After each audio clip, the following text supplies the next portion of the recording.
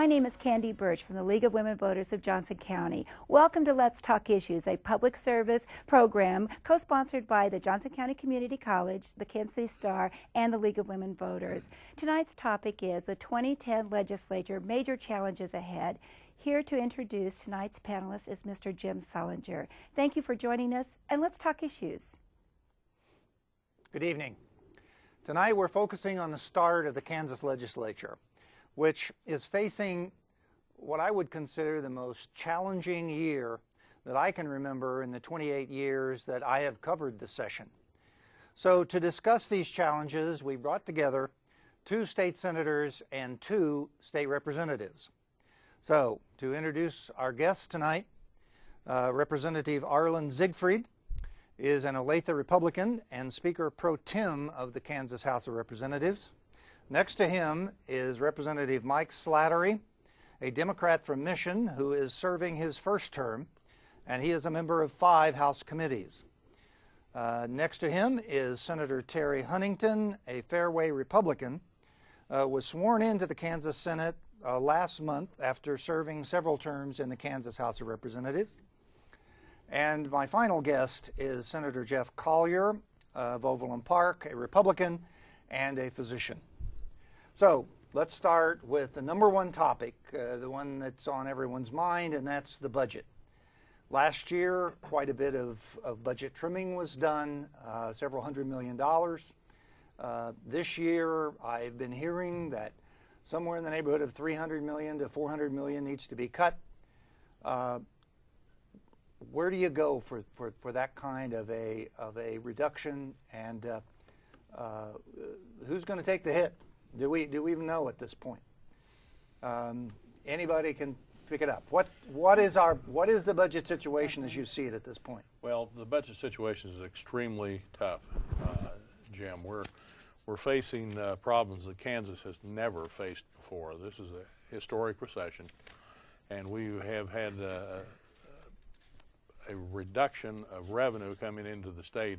We're looking at the 3rd year. That has never happened before in the history of the state. Less than 2 years ago, we had about a $1 billion, a little over $900 million surplus. Right now, we're sitting with close to a $400 million deficit.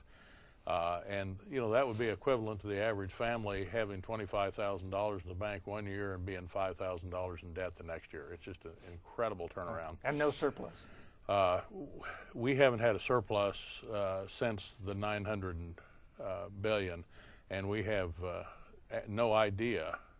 I don't think anybody's even thinking of a surplus. We have some bills that talk about a surplus, but there's not going to be a surplus at the end of this year. I think we can say that confidently. We're just going to be fortunate to balance this budget. It's complicated because schools take up around 60% of our budget. You have the SRS, Medicaid, caseloads take up about 18 to 19%. And that leaves you with really only 20% of the budget to work with. Now, all of the budget has taken heavy hits, and that 20% are smaller agencies that can't take much more, and we're not going to do without a highway patrol. We're not going to do without prisons and things like that. Mm-hmm. So we're back looking at the entire budget, which includes schools. Now, how do you cut that much from a budget that was whittled down considerably a year ago? How do you do that without reducing school dollars? There's certainly, it's been suggested by Senator Brattle, for example, that you really can't cut schools anymore, or you might lose the federal stimulus dollars that the federal government said you needed to maintain your local efforts, and don't use our money to supplement cuts that you're making. Jim, this probably will not amaze you with your experience in Topeka, but there's apparently about 3 different ways to measure that horse. And when the grant was applied for, it was done based on base state aid per pupil. And at base state aid per pupil, we are down to the level we were in 2006. The problem is there's been a lot of other things added to education, and if you count everything we're spending, we're somewhere between $600 and $700 million above that level. So it's all about how you go about the grant. Well, and also a lot of school districts, not all of them, but a lot of them, especially those in Johnson County, do have surpluses. In hard times, why not let those folks just continue to take money from their surpluses? I think the contingency funds are almost encumbered funds. Sometimes they're used for payroll, to tide over the school district when they're making payroll. They're used for renovations and updates, and I know that some of the school districts were encouraged to increase their amount of contingency funds, given the fact that they knew we were going to have setbacks and cuts. I don't believe that I think that a lot of our school districts have already cut. I think that they'll probably be looking at more cuts. We have to refer back to the post-audit study that said dollars going in really impact the outcomes. Our outcomes have been really good in the past years. I think there'll be some setbacks for some schools when we have to make, if we have to make more significant cuts to education. Could revenue be enhanced in some way? I know that the governor's proposal for a I think it was a 1%. 1 cent. 1 cent. It's an 18 or almost a increase 19% in the sales tax. increase. Yeah. That looks pretty well dead. I think a committee killed it not long ago. But there are other forms of revenue enhancements besides that.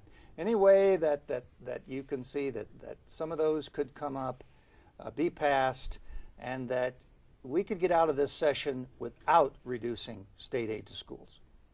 If you're looking, some of the hall talk has been centered around our tax exemptions and broadening our tax base. I know Representative Siegfried has talked about that issue. I think we have about $5 billion in tax exemptions. If you put back on the tax rolls those that might be possible to put back on, whether it's not-for-profits, I think we're talking $800 million.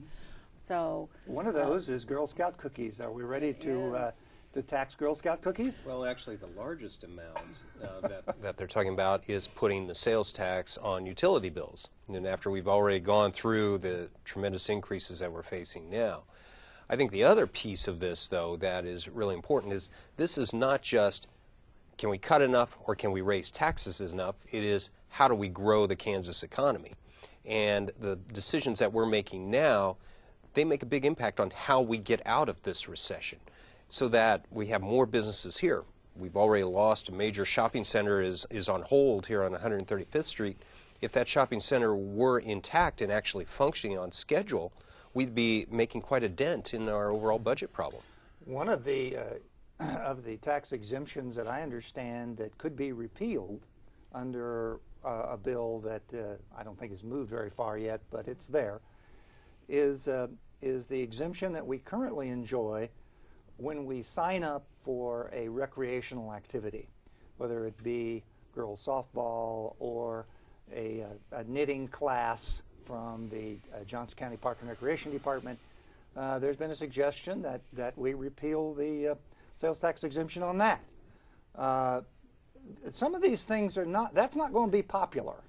Removing the exemption from Girl Scouts isn't going to be popular. No. How do you get rid of some of these exemptions without causing some pain?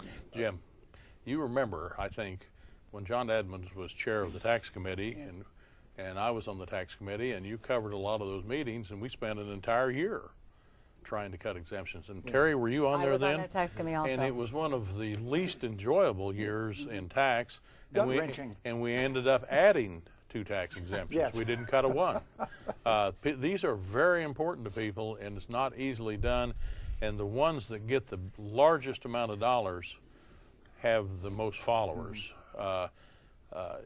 Can we enhance revenue? Certainly we could.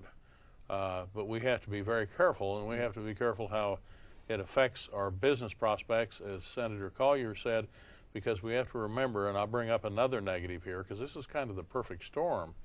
Our businesses are going to get hit with about $200 million increase in unemployment insurance this year.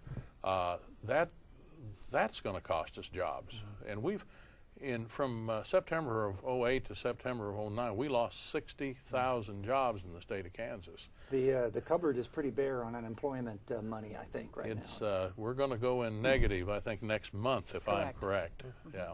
So, well, let's talk a little more about education funding.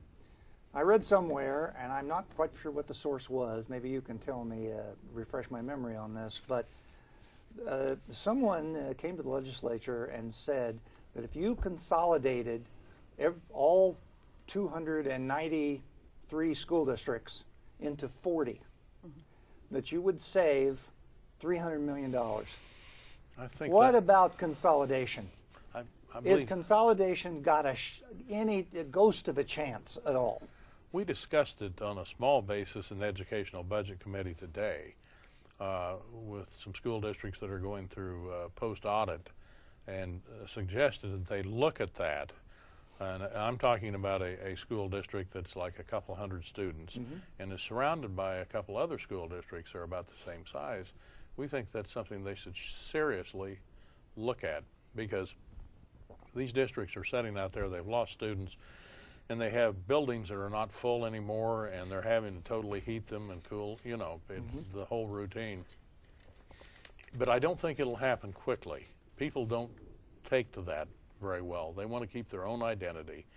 Their community identities are tied to their local schools, and I think you would find out, and I don't think I'm out of line, but a few years ago, Shawnee Mission closed some schools. It was not a pleasant experience. People like their local schools. Yes, they like them very much. Jim, do you all support school consolidation? It's always been fairly popular in Johnson County. In Harvey County, it's not looked upon very well. One thing I just want to piggyback off of what Arlen said, and it's kind of a theme that we've already discussed today, is that we're in a horrible budget situation, and the solutions to this are all pretty rough. I mean, whether we're going to be enhancing revenue, whether we're going to be reducing some of our tax exemptions, whether we're going to be making cuts, no matter how you look at it, all of us could sit here and say there's going to be some group of Kansans that thinks that this is a bad idea, whether it's school consolidation, whether it's increasing taxes. And so the tough choices all the way around. Absolutely. And so the question is, what's the right thing for Kansas for the future? Not just for the next year, not just for the next 2 years. And so I think when we start looking at our budget problems, we've got to look at it from a holistic view. What impacts years from now, not just what impacts immediately. Terry, you support school consolidation as well? I think I would support the enabling legislation to let that happen. There are some school districts, especially I think they're talking about it, the area in Greensburg that was, the school was lost by the tornado. In that area, some of the schools are coming together to consolidate. And so once you look at the funding formula, determine that maybe the dollars are going to be changing, the formula is going to be changing, I think it will encourage some consolidation, especially for, as Representative Siegfried said, the smaller school districts. They'll find it's a little bit, they can offer more choices in curriculum and extra-school activities if they can consolidate. Well, we'll incent them. I remember when there were 304 school districts, and that wasn't very long ago. No. So there has been some consolidation already. You're on board on consolidation, are you not? Well, I think the big thing with it is we have to look at the formula. And from our perspective here, much of the money that we're raising in taxes and most of the tax increases that we're talking about hit our schools, hit our county, and then that money goes out to other places. And that money is being controlled by Topeka, not by parents and teachers.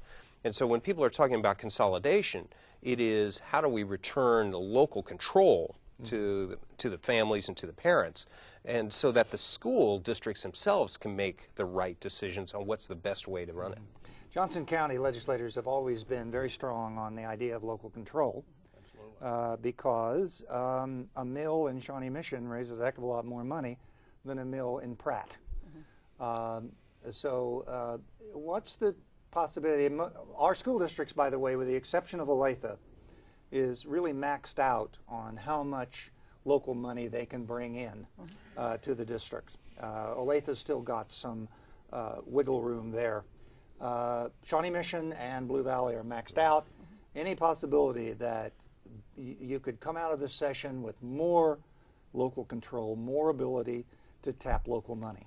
It is possible. It'll be difficult, but I know there's several people, including myself, that are working on new school formulas that would return us to local control.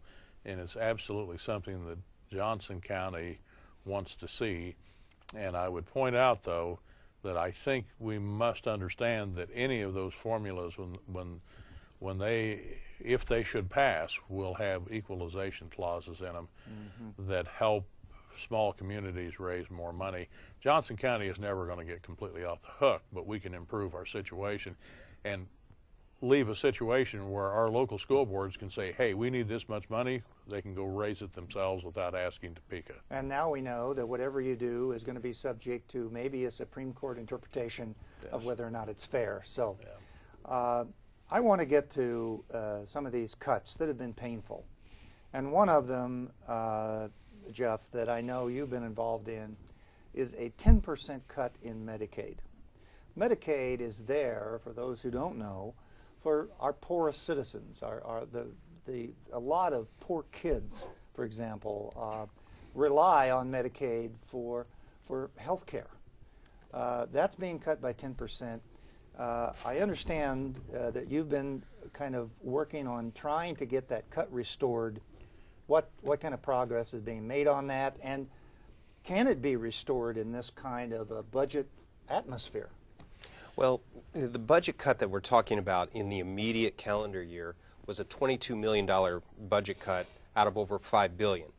But when we take that $22 million out, we actually lose $100 million out of the Kansas economy because the federal government pitches in for 2/3. So when we've made a $100 million cut of our poorest, Kansas citizens in order to save $22 million. I think that was the wrong choice. There are ways that you can cut Medicaid and make savings in Medicaid. They're not just a simple cut across the board. You have to deal with some of the formulas. There are certain ways that we can raise revenue within the Medicaid where we can change the federal match. We can, for example, the most expensive patients are those that are in nursing homes, and they're the ones that need the help the most. So if you go and you cut 10% across the board, we're already going to lose a number of nursing home beds, whereas if we could help them with what's called case management, where you have a nurse practitioner that actually helps manage where those dollars are going to get people the best possible care, there's savings there and better quality of care. Are you all on board in working to try to restore those cuts, or is it's just going to be too difficult? Well, it may not happen, but I'm certainly among a group that are going to make an attempt. And Senator Collier, to his credit, has already made an attempt. Didn't work out as well as he wanted it to, but he made a strong attempt to do it. Still early. And I know that there's a group, and I think it's bipartisan in the House looking to solve that, because I think, let me compliment the governor for having the courage to make allotments. He did that. Previously, that had not been done. Of course, with a group of politicians, we always would have done it better. But the Medicaid cuts are something that I don't understand. I don't understand the strategy there. And the suffering it's going to cause with our nursing homes and things like that is just remarkable. And so I think we will try. There's some options, but I don't even know that I want to discuss them at this time because they're difficult. Yeah.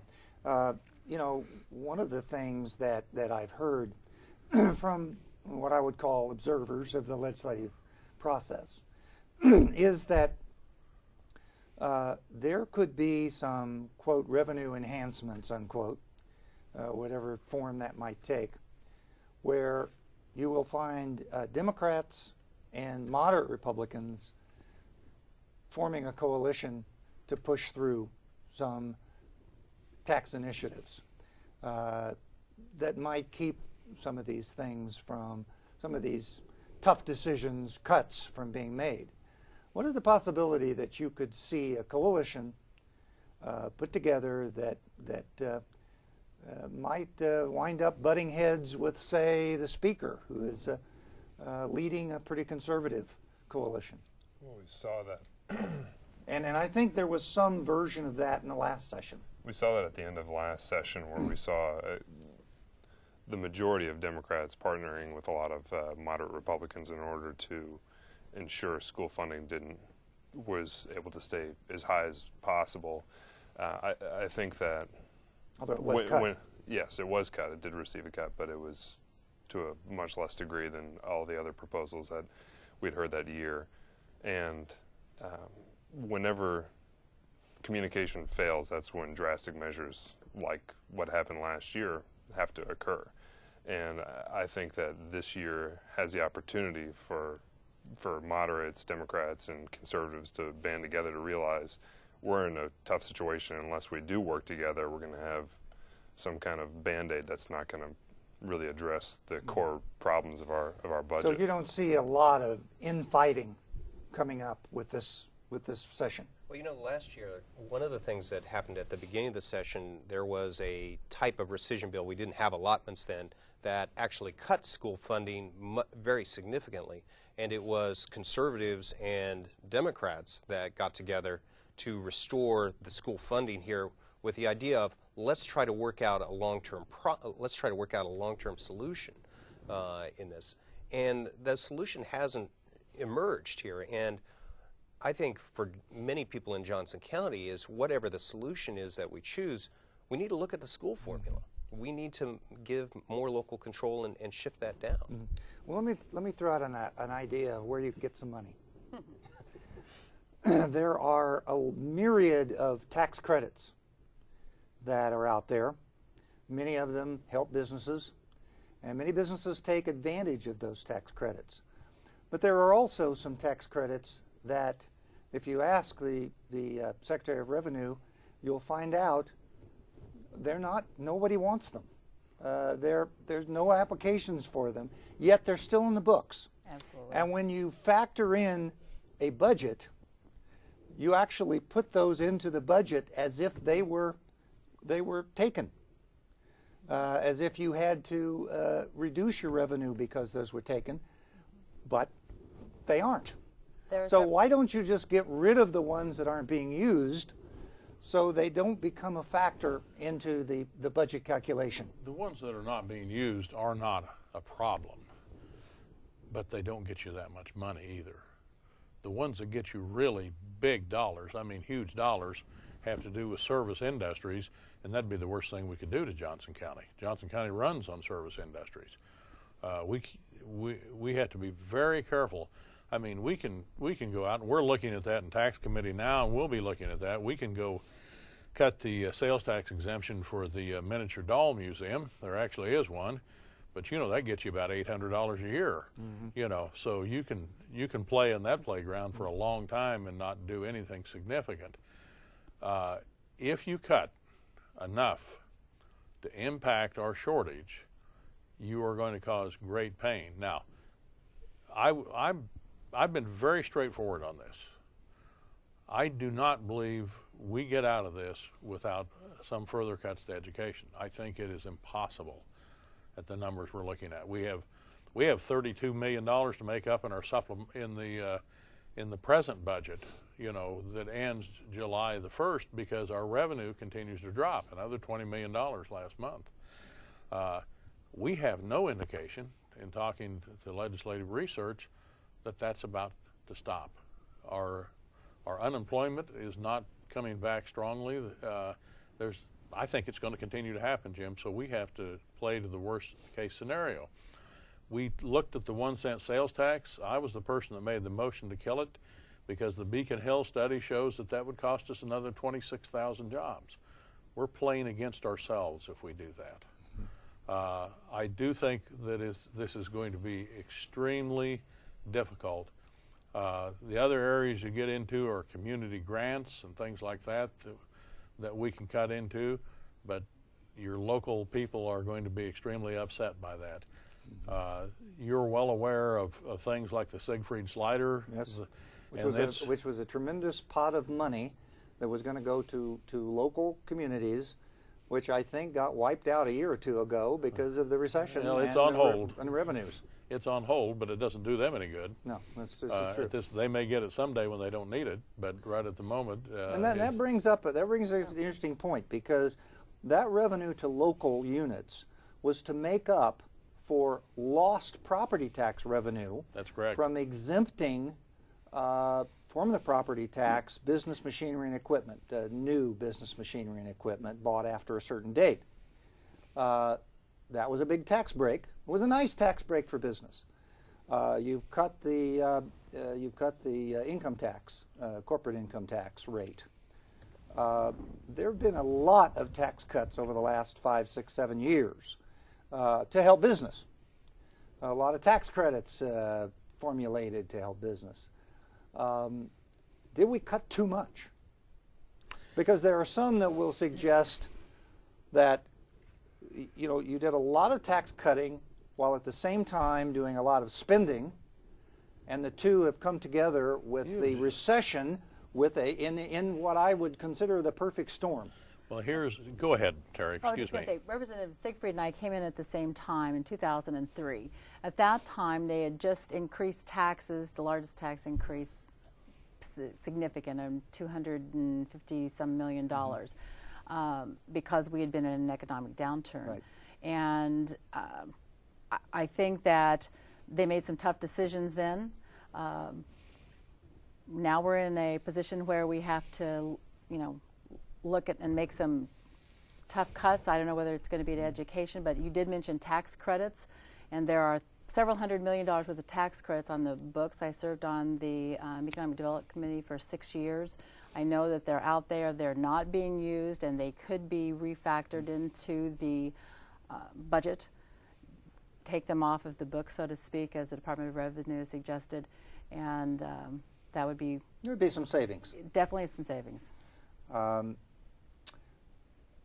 Do you think we cut taxes too much, by the way? Just out of curiosity, do you think they would cut too much? I think at a time when we started cutting, we still had borrowed $500 million from the Capers Fund, we had borrowed from the Transportation Fund, and we had not yet paid off that debt. Where right now we're paying, so I'm probably going cut a little bit too much to take a little stab at for me. Republicans here, because Republicans have been in control for a long time, and right now the state debt, is one of the highest that I've ever seen. Because whenever we couldn't pay for something, we borrowed to pay for it. Let me take a little different tact here. That's why I brought it up. I want to see if I can get you going. First of all, Republicans are in control at this point in time, or more accurately, a coalition of Republicans and Democrats are in control. And what happened last year, as Representative Slattery was talking about, we came down to the end, and there was people that were frightened that schools were going to be cut drastically. We had two bills, one that came over from the Senate for a budget bill, one that passed out of our Appropriations Committee. There was a motion to concur with the Senate bill, and what happened was there was no conference committee. As a result, I think we made some very bad decisions when it came to the court, and the developmentally disabled and some people like that really got hurt in that. I think that had it had been allowed to play itself out through a conference committee, we'd have been better off. Now, as to the tax cuts, we have done some tax cutting, but it isn't a wanton thing, Jim. It is a plan to make Kansas capital friendly, to get investments in Kansas. And the business and equipment tax was one of the most successful cuts we made. I don't think they should have cut the slider, but the tax itself has brought a lot of investment into Kansas.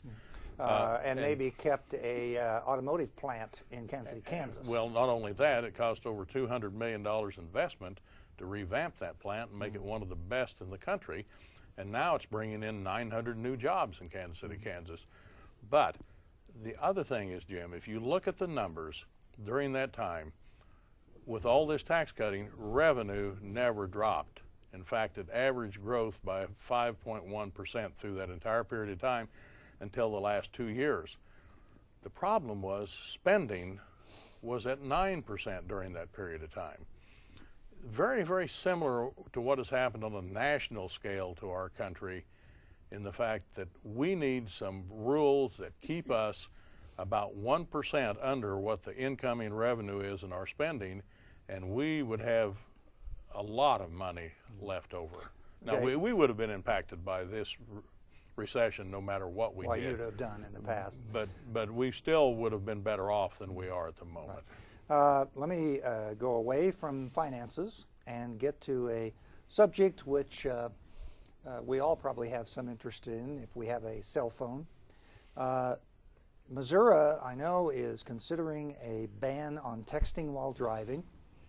What's the chances of getting such a law in Kansas? We already ban the new drivers, the teenagers, from texting while driving. Any possibility that us 65-year-olds could wind up with the same, under the same law?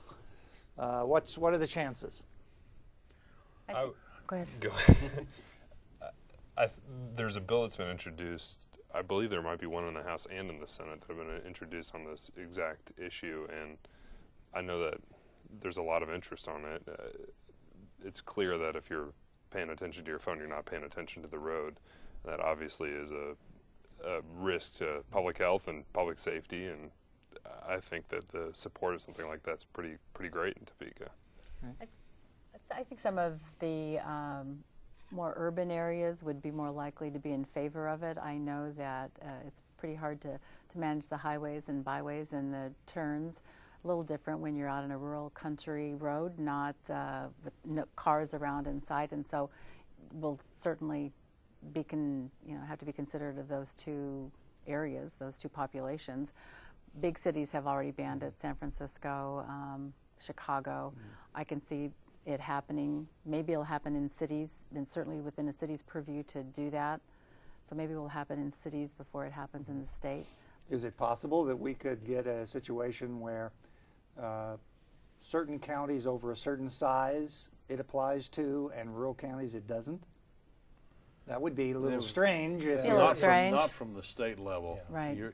You might get local governments, I think is what Representative Huntington was saying, cities that decide they're going to ban texting inside their city.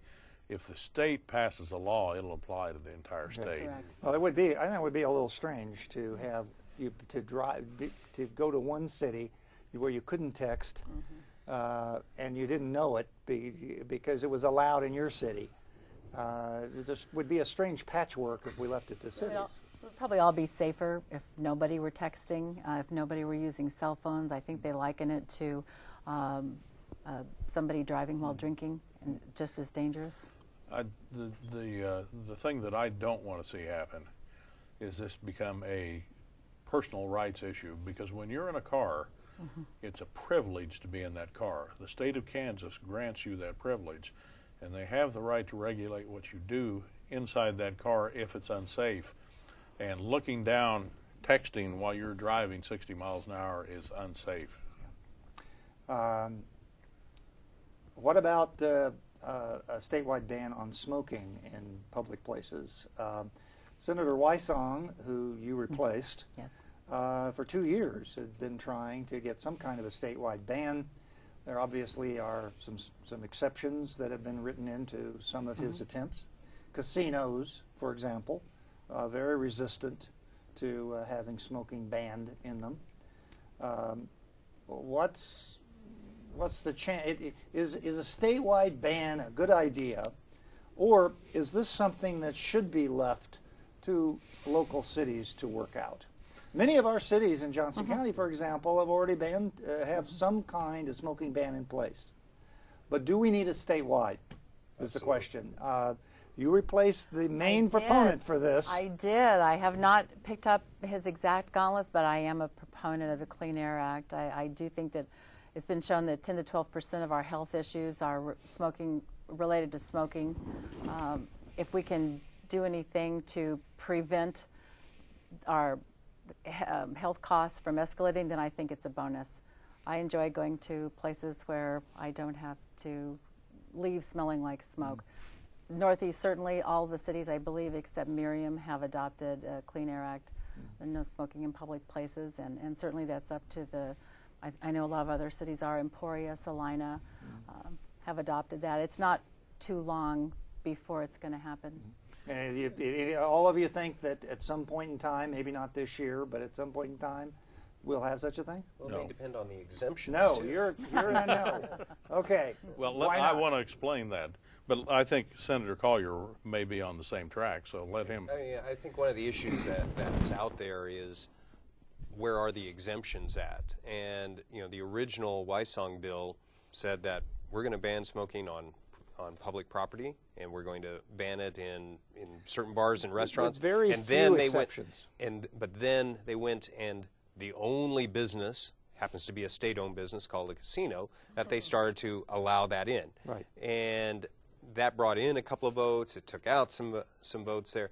I think how we deal with those sorts of issues are going to be very important. So it's very tricky in terms of what you exempt and what you don't. Jim, we stopped that in the Healthcare Committee and had I think a vote on the floor last year on this. And here's the problem.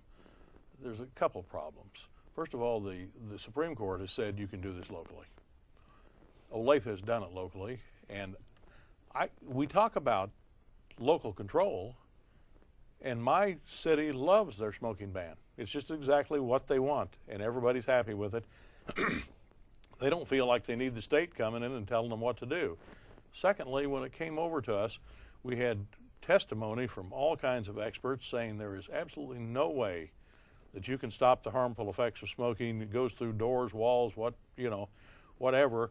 And then, right after their testimony, there's a bill that allows it on the floors of casinos, where groups of people are, allows it in adult long-term care homes, nursing homes. It allows it in 20% of the rooms in a motel, although supposedly nothing you can do can stop this.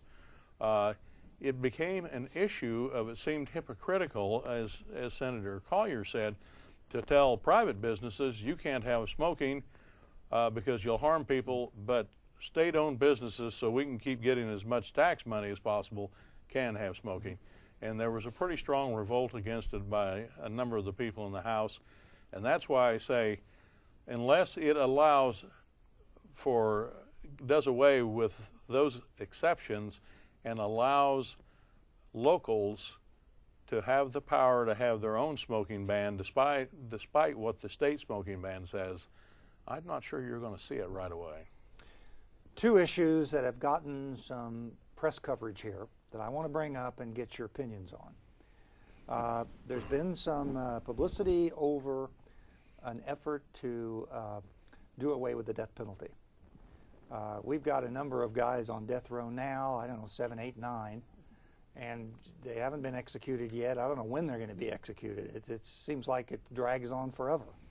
So the issue of the death penalty has been taken up, I think, in the Senate. What's the chances of a death penalty repeal? It's uphill. It's tough. Difficult in the House?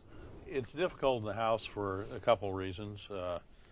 First of all, there's a lot of people like the death penalty. They think there's certain people, and I wish I could remember, I think it's like the Carr brothers down in Wichita. They think it's appropriate for horrendous crimes like that. Secondly, it's a very good tool for prosecutors. If you're subject to that and a prosecutor can offer you life imprisonment without opportunity of parole instead of lethal injection, sometimes it works very well in getting a plea and saving. But you don't think it has a chance. So why even bring it up when it's probably not even going to pass? It seems like a waste of. A lot of people will think it's a waste of time. Well, it's also the other thing it does is there are a number of families that are victims, and although this bill exempts those who are on death row, there are a number of other states where they have actually ruled that those who were on death row should, that they would have to commute their sentence, or it would force other laws there. And so there's a lot of gut-wrenching that's going on needlessly for these families. The other issue that I'd like to bring up that's gotten some publicity and, frankly, a lot of talk around the company Cooler is the idea that if you file a paper return, you're going to have to pay a $25 fee to the Department of Revenue to file that paper return. But if you file through the internet electronically, there's no problem. And the Department of Revenue says that if they can get more people to file electronically, they don't have to have as much staff, they can save money, that it's more efficient to have the electronic return. So where are we going with this? And we're going to have to file electronically now, or get clobbered with a $25 fee? The Department of Revenue spoke to the Senate Tax Committee, perhaps spoke to the House Tax Committee also. I think it's kind of like, you know, it's better to go ahead and do it and ask forgiveness than to ask permission. And I think this was one of those cases. They decided they needed to save dollars. They had cut back in staff, and they instituted this on their own. I've had more calls from constituents, especially those who are saying, you mean I put a 44-cent stamp on it, it's costing me $25? Rather, I don't have a computer. Now I can't get forms. They're not in the post office. They're not in the libraries. AARP doesn't like this very much, do they? I don't think so. Jim, in my district, in all of our districts are different. We live in very unique locations, but in my district, somewhere around 45–48% of the people don't use computers very much. This is a terrible bill for my district, and I think that the signs are that the Department of Revenue is already backing off on this. Okay. Today in Tax Committee, there was a companion bill that required a $10 charge if you were delinquent and filed for a payment plan. But these were people that were already paying delinquencies and interest, and they wanted to, and we tabled that bill today. I think these are just things that at this point in time, people are not very accepting of government asking for more money at this point in time. At least my calls seem to be going down. Your district, there's nobody over 50 in your district. Oh, no, there are. So my guess is there's about 100% of folks who file electronically in yours. Well, no, actually, that's not the case. Although it includes much of Overland Park. I mean, we have a very broad, demography of all income levels. One of the most interesting things that you could do is, rather than putting the $25 surcharge on this, it is very expensive to process that form. And it also means that your return doesn't come back for a couple of months, whereas if you file electronically, it's a matter of days or a couple of weeks. What we could do is, the first time that you actually file your return electronically, let's give you a credit of $25 or $10. And there has been some discussion in the Senate side of, well, let's create an incentive. Offer a carrot. Let's give you a carrot. Yeah. Yes. Absolutely. Yeah, well, I like that better because I do file electronically. All right. I want to bring up another bill that's in Missouri, okay? But I know that this has been an issue in Kansas as well. Mandatory coverage of insurance for autism. Require insurance companies to require them to cover autism. We have any interest in that in Kansas? A great deal of I know that insurance companies, I believe, are pretty resistant to that idea. What do you all think about that idea? I think the number of children diagnosed with autism has increased. I don't know if it's more prevalent now or if the diagnostics are better. 110. Is that right? Yes. About one every 100? And that's grown significantly. So the type of treatment, applied behavioral, ABA, is something that they say works. And if you can get this type of treatment to a young person immediately, and it's in very intense treatment. It's one-on-one, and it's 7 days, 5 days a week, but it's very intensive. And that actually will save costs. That student can become a member of the educational community, can become a productive, worker in the workforce. Actually, we'd be saving money. Yeah. I have made patients that have some of these syndromes, and we need to help these kids.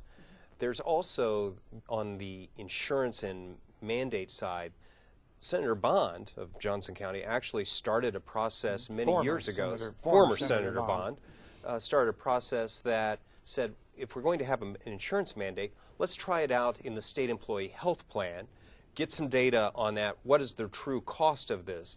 We have some good estimates from some other states and some not so good estimates as well, and we don't know the true cost to the state of Kansas. Yeah, because that brings up an issue of premium increases. Is if would a mandate like this, and I'm sure the insurance companies are probably saying this, oh, we're going to have to increase premiums for everybody.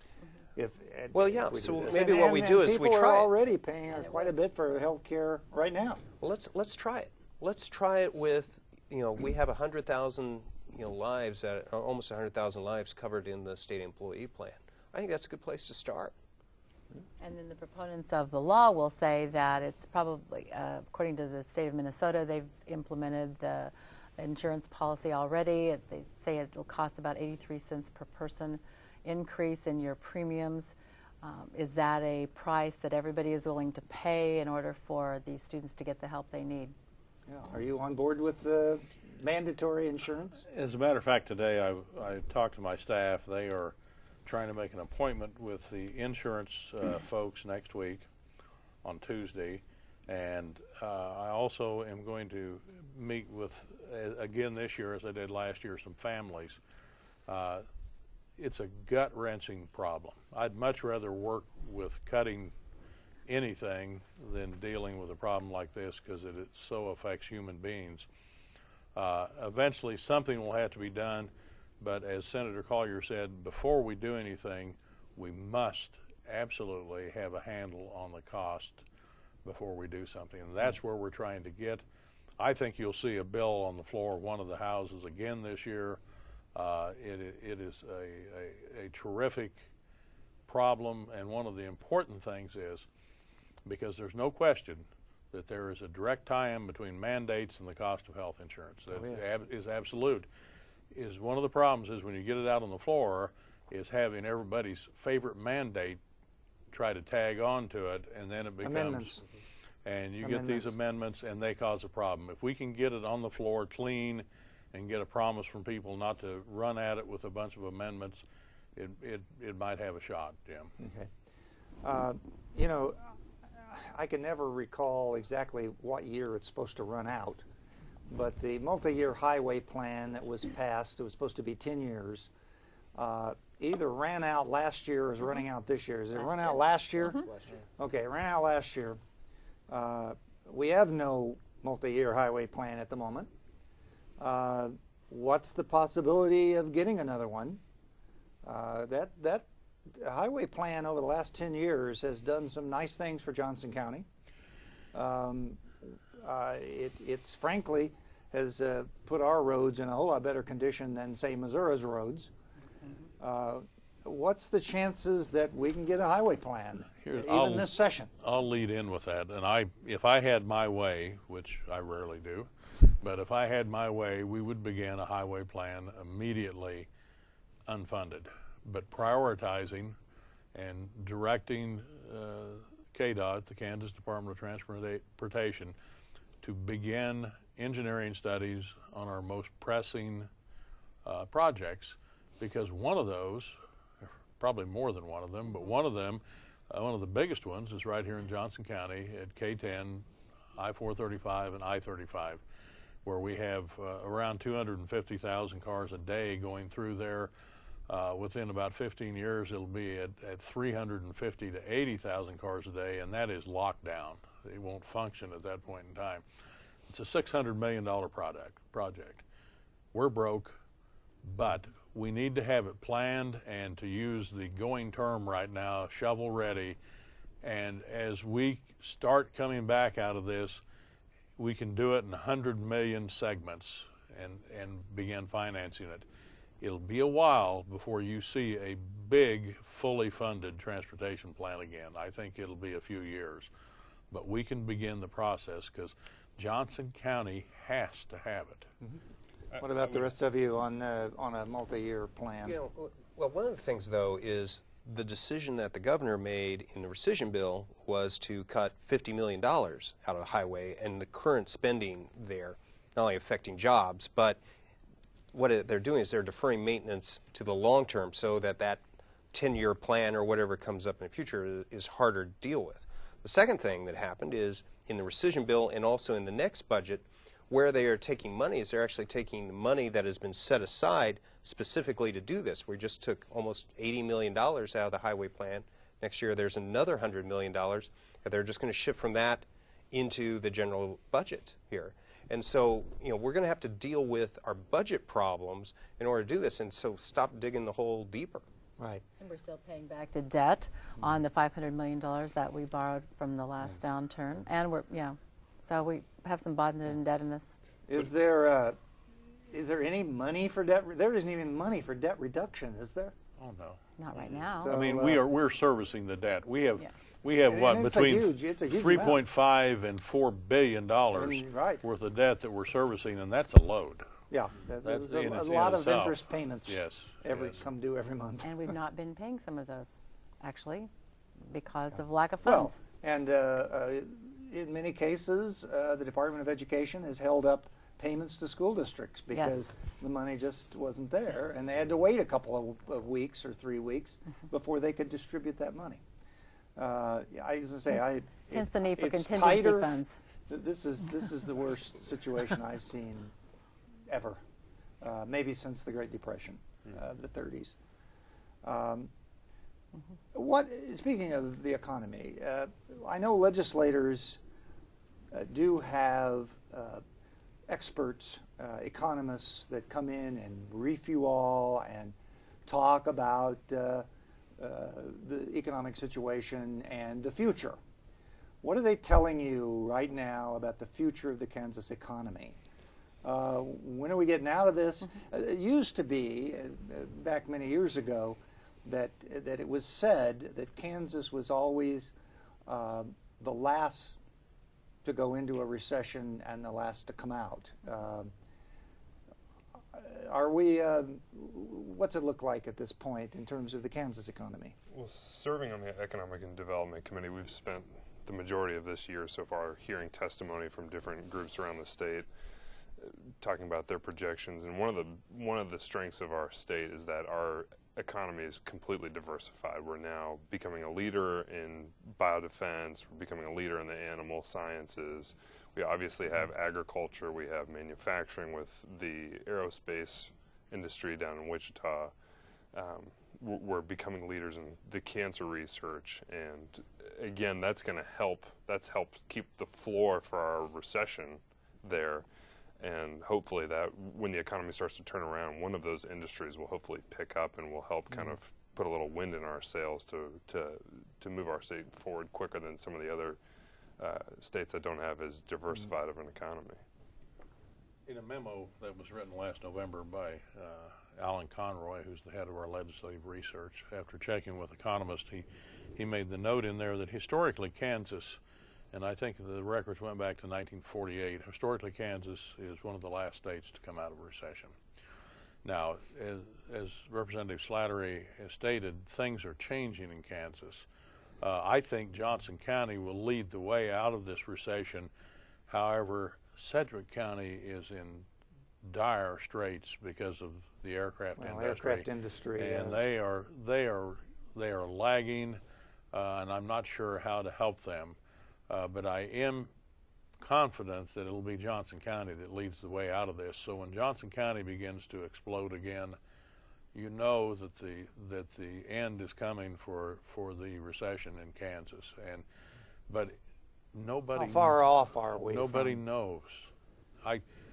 Even the governor stated in a speech here just last night that he thinks this is the last year of it. I do think we'll start getting better, but I do not think maybe slowly. I do not think we'll return to the total employment figures that we consider until maybe the middle of this decade. It's going. Oh, you may have another rough year yet to come. Oh, next year is very rough.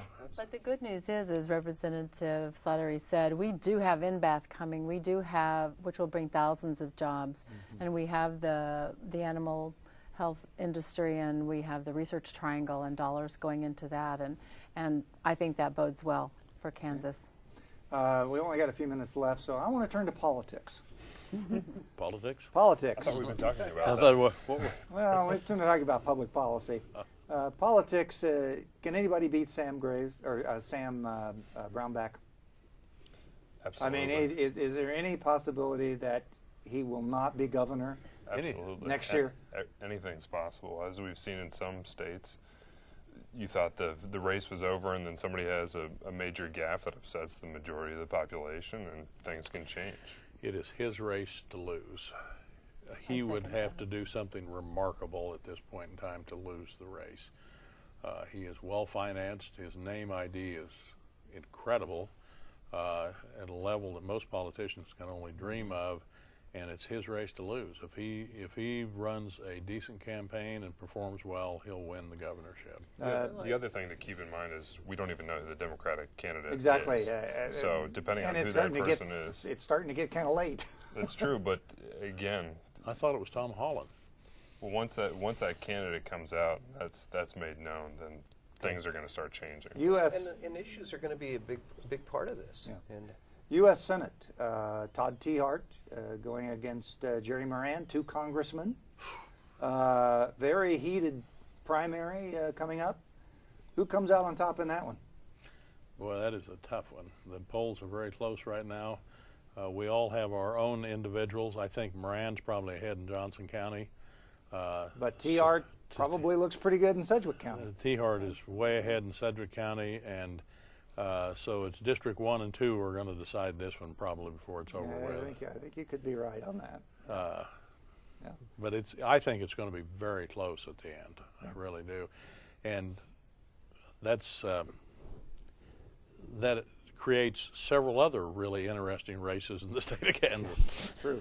And that's probably very difficult for a Democrat, too. I think wasn't the last Democrat elected to the U.S. Senate in the 1930s? Yeah, I have a special interest in You do Democratic have Senate candidates, and it's Kansas makes a definite distinction between who they send to Topeka and who they send to Washington. No, they do. They like Democratic governors, but they don't seem to like Democratic senators very well. U.S. senators. Okay, who's going to take Dennis Moore's place? There again, we don't have a Democrat at this point. Yeah. So which of the Republicans are going to win? Which of the Republicans? Mm-hmm. Well, Jen, Who comes out of, you know, who something, comes out of the primary? I'll go out about as far on a limb as anybody, but I'm not walking that limb. Yeah, that's right. Too many choices. Too many choices. I don't there's think no the dust telling. is settled. Maybe there's, maybe a surprise candidate hasn't entered the race yet. Ask us in Are you May. announcing? Ask us I in have May. not. Okay. No. Well, we're out of time, and I want to thank you all for a very good discussion. We've covered absolutely every issue that I was hoping we could cover. You all are facing a very difficult session, and I hope that the cohesion that you've talked about comes about, because if everybody can kind of walk in step a little more together, I think that you come out better. So thank you all for coming. Thank you all for watching, and we appreciate your tuning in. Let's Talk Issues.